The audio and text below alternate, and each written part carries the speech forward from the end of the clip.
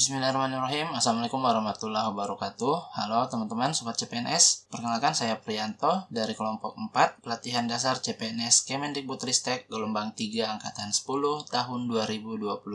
Nah, pada video ini kita akan membahas analisis nilai dasar akuntabel. Sebelum kita masuk ke bagian inti analisis nilai dasar akuntabel, kita harus paham dulu apa yang dimaksud dengan akuntabilitas.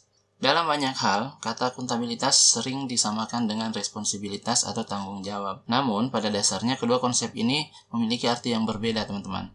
Responsibilitas itu adalah kewajiban untuk bertanggung jawab yang berangkat dari moral individunya.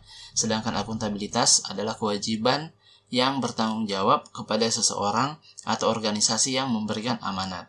Nah, menurut Matsiliza dan Sonke, dalam konteks aparatur sipil negara, akuntabilitas adalah kewajiban untuk mempertanggungjawabkan segala tindak tanduknya sebagai pelayan publik, baik kepada atasan, lembaga pembina, dan lebih luasnya kepada masyarakat.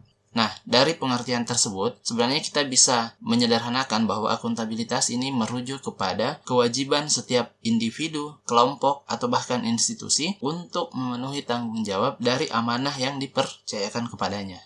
Nah, untuk lebih memahami pengertian akuntabilitas, dalam core value ASN berakhlak, perilaku akuntabel itu bisa digambarkan dalam 3 perilaku. Yang pertama adalah kemampuan melaksanakan tugas dengan jujur, bertanggung jawab, cermat, disiplin, dan juga berintegritas tinggi. Yang kedua, kemampuan menggunakan kekayaan dan barang milik negara secara bertanggung jawab, efektif, dan tentunya efisien. Yang terakhir adalah kemampuan menggunakan kewenangan jabatannya dengan berintegritas tinggi. Nah, selanjutnya kita masuk ke aspek-aspek akuntabilitas. Terdapat 5 aspek akuntabilitas. Yang pertama adalah akuntabilitas sebagai sebuah hubungan. Jadi hubungan yang dimaksud di sini adalah hubungan dua pihak antara individu, kelompok atau institusi dengan negara dan masyarakat. Hubungan apa yang terjadi? Hubungan yang bertanggung jawab. Jadi pemberi kewenangan bertanggung jawab memberikan arahan yang memadai dan mengalokasikan sumber daya sesuai dengan tugas dan fungsinya. Nah, individu, kelompok atau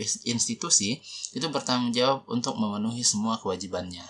Yang kedua adalah akuntabilitas berorientasi pada hasil. Nah, hasil yang diharapkan dari akuntabilitas itu adalah perilaku aparat pemerintah yang tentunya bertanggung jawab, adil, dan inovatif. Dalam konteks ini, setiap individu, kelompok, atau institusi itu dituntut untuk bertanggung jawab dalam menjalankan tugas dan kewajibannya, serta selalu bertindak dan berupaya untuk memberikan kontribusi agar hasil yang dicapai maksimal. Yang ketiga adalah akuntabilitas membutuhkan adanya laporan. Seperti yang kita ketahui bahwa laporan kinerja merupakan sebuah perwujudan dari akuntabilitas. Dengan adanya laporan kinerja, itu merupakan bukti nyata dari hasil dan proses yang telah dilakukan.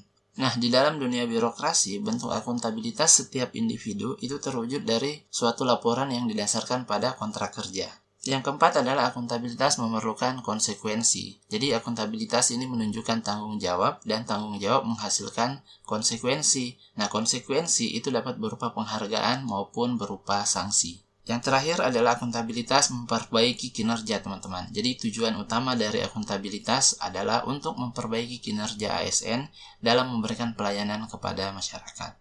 Nah, terkait fungsinya, akuntabilitas ini memiliki 3 fungsi utama. Ini menurut Bowens. Yang pertama adalah untuk menyediakan kontrol demokratis. Yang kedua adalah untuk mencegah korupsi dan penyalahgunaan kekuasaan. Ini adalah peran konstitusional. Yang terakhir adalah untuk meningkatkan efisiensi dan efektivitas kerja. Ini termasuk dalam peran belajar, teman-teman. Nah, berikutnya adalah tingkatan dari akuntabilitas. Terdapat 5 tingkatan, teman-teman. Yang paling rendah itu adalah akuntabilitas personal. Nah, apa itu? Jadi akuntabilitas personal ini mengacu pada nilai-nilai yang ada pada diri seseorang seperti kejujuran, integritas, moral maupun etika. Yang kedua adalah akuntabilitas individu. Akuntabilitas individu ini mengacu pada hubungan antara individu dan lingkungan kerjanya, yaitu antara PNS dengan instansinya sebagai pemberi kewenangan. Berikutnya adalah akuntabilitas kelompok. Jadi, kinerja sebuah institusi itu dilakukan atas kerjasama kelompok. Nah, dalam hal ini tidak ada lagi istilah saya, tetapi yang ada adalah kita. Dalam kaitannya dengan akuntabilitas kelompok, maka pembagian kewenangan dan semangat kerjasama yang tinggi antar berbagai kelompok yang ada dalam sebuah institusi memainkan peranan yang penting. Berikutnya adalah akuntabilitas organisasi. Akuntabilitas ini mengacu pada hasil pelaporan kinerja yang telah dicapai baik pelaporan yang dilakukan oleh individu terhadap organisasi atau institusi maupun kinerja organisasi kepada stakeholder lainnya. Nah, yang terakhir adalah akuntabilitas stakeholder. Jadi, stakeholder yang dimaksud di sini adalah masyarakat umum, pengguna layanan, dan pembayar pajak yang memberikan masukan, saran, dan kritik terhadap kinerja dari pemberi layanan. Jadi, akuntabilitas stakeholder ini adalah tanggung jawab organisasi pemerintah untuk mewujudkan pelayanan dan kinerja yang adil, responsif, dan tentunya bermartabat, teman-teman. Nah, satu hal penting lainnya yang harus ada adalah alat akuntabilitas. Kenapa? Karena akuntabilitas tidak akan terwujud apabila alat akuntabilitasnya tidak ada, teman-teman. Di Indonesia ada 3. Yang pertama adalah perencanaan strategis. Ini berupa RPJP, rencana pembangunan jangka panjang, menengah, sampai yang tahunan, gitu teman-teman. Yang berikutnya adalah Renstra, SKPD, SKP bagi pegawai negeri sipil dan lain sebagainya.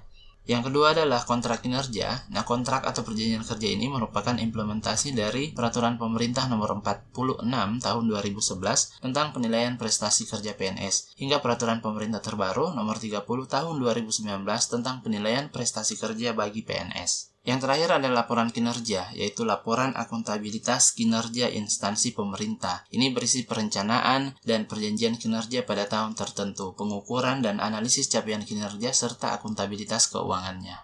Baik, sekarang kita masuk ke analisis nilai dasar akuntabel. Jadi yang pertama adalah terkait dengan nilai akuntabel kepemimpinan. Kegiatan atau tahapan yang bisa dilakukan adalah, atau contohnya adalah, rapat dosen di awal semester dipimpin oleh dekan dan koordinator prodi.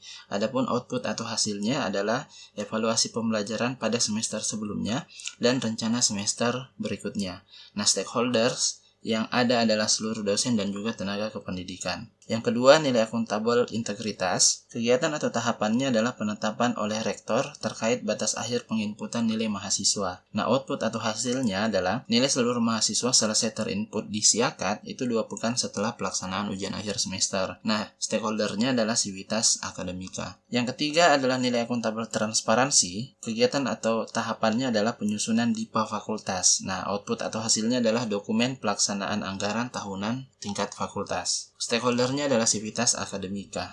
Yang keempat adalah nilai akuntabel kepercayaan. Kegiatan atau tahapan yang dilakukan adalah pembagian mata kuliah sesuai dengan bidang ilmu sehingga beban mengajar bisa terdistribusi dengan adil. Output atau hasilnya adalah pembagian tugas yang adil melahirkan sebuah kepercayaan. Stakeholdernya adalah seluruh dosen dan tenaga kependidikan. Nilai akuntabel yang kelima adalah tanggung jawab. Kegiatan atau tahapannya adalah pemberian tugas penting kepada seluruh CPNS seperti sebagai koordinator, gugus penjaminan mutu, sebagai ketua panitia, sebagai pembina kegiatan kemahasiswaan, dan lain sebagainya. Output atau hasilnya adalah SK penetapan dan surat tugas. Stakeholdernya adalah semua CPNS. Nilai akuntabel yang keenam adalah konsistensi. Kegiatan atau tahapannya adalah penetapan kebijakan absen menggunakan fingerprint. Nah, output atau hasilnya pemberian sanksi kepada pegawai yang mengabaikan penetapan kebijakan tersebut. Stakeholdernya adalah seluruh Sivitas Akademika. Nilai akuntabel yang ketujuh adalah keadilan. Kegiatan atau tahapannya adalah pemberian tugas kepada dosen tidak memandang apakah dia dosen senior atau dia dosen junior. Outputnya adalah beban dan tugas seluruh dosen akhirnya jadi merata. Stakeholdernya adalah seluruh dosen. Nilai akuntabel yang kedelapan adalah kejelasan. Kegiatan atau tahapannya adanya job description yang jelas saat pembagian tugas. Output atau hasilnya adalah dokumen dari job description masing-masing. Nilai akuntabel yang kesembilan adalah keseimbangan. Kegiatan atau tahapannya adalah pemberian reward kepada seluruh tim kerja. Output atau hasilnya adalah hak dan kewajibannya terpenuhi. Stakeholdernya adalah seluruh Sivitas Akademika. Nilai akuntabel yang terakhir adalah profesionalisme. Kegiatan atau tahapannya adalah pemberian nilai secara objektif dari dosen kepada mahasiswa. Output atau hasilnya adalah kepuasan mahasiswa. Stakeholdernya adalah seluruh mahasiswa. Itulah tadi materi singkat terkait nilai dasar akuntabel. Terima kasih banyak sudah menonton. Apabila ada salah kata, itu datangnya dari saya. Jika ada lebihnya, itu datangnya dari Allah Subhanahu wa Ta'ala. Billahi taufiq wal hidayah. Wassalamualaikum warahmatullahi wabarakatuh.